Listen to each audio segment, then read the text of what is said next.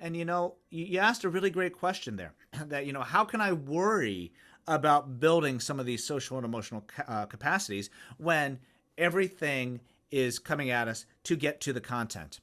Well, Mickey, the thing that the teachers are asking me these days is how can I put something else on the plate when the plate is full? But That's Mickey, the answer is this is the plate. wow. This is the entire plate. This is the kid. We are centering the kid in our classroom. And when we approach it like this isn't one more thing. This is the thing.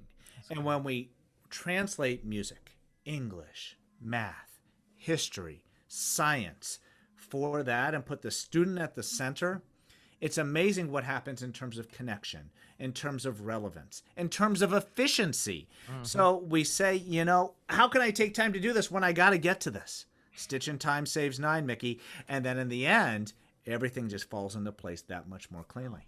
We need to have an awareness of who we are so that they can have an awareness of who they are and most importantly, who they can be. We need to have that belonging classroom. People talk a lot about culture and climate. What does that look like? I think a belonging classroom is great. I think it's based on relationship. I think relationship based teaching is modern day teaching. So how do you create those relationships? And again, do it in such a way where the classroom still thrives and things are still covered, because I don't want to send out a narrative that you just let things be. And, I understand that we all have people to answer to, but what does that look like? And most importantly, a word that I've just recently been introduced to as I was getting to know you. I know folks will benefit from knowing more about what does it mean to have agency. We've heard that word, but I don't know that we've heard it in this sense. So what are those three things? I know I gave a lot of content, but I guess it comes down to identity, belonging, and agency. Talk to us about that. We're just getting at the heart of what is SEL. And so many people, it's buzzworded. So right now, it's like, just what is this thing? And how do I make it organic for my classroom? And even a year ago, we were on the rooftop shouting self, others, decision, self awareness, self management. And so many teachers would just come to me and be like, Scott, what are you talking about? And we just came to a stark realization that we weren't connecting it to the lives of the child. We weren't connecting it to the lives of the student, and we weren't connecting it to the lives of the teachers.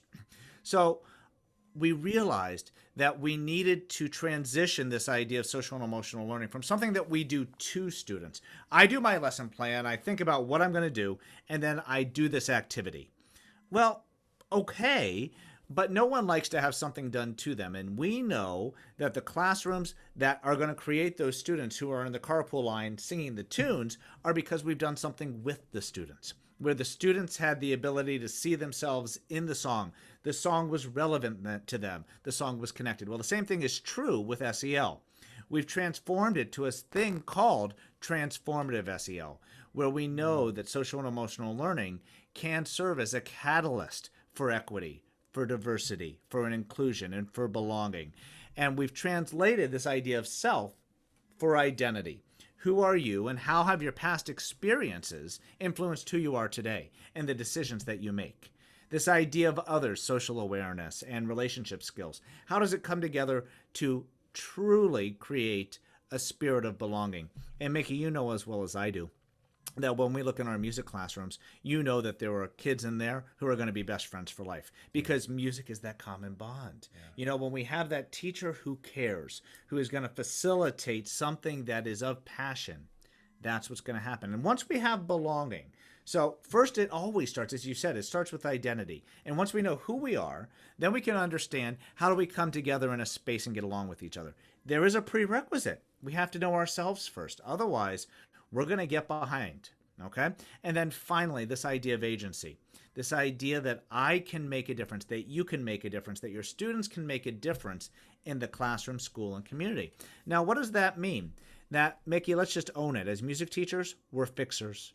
We Hmm. like to fix things. We like to fix notes. We like to fix rhythms. We like to fix instruments. You can't fix human beings.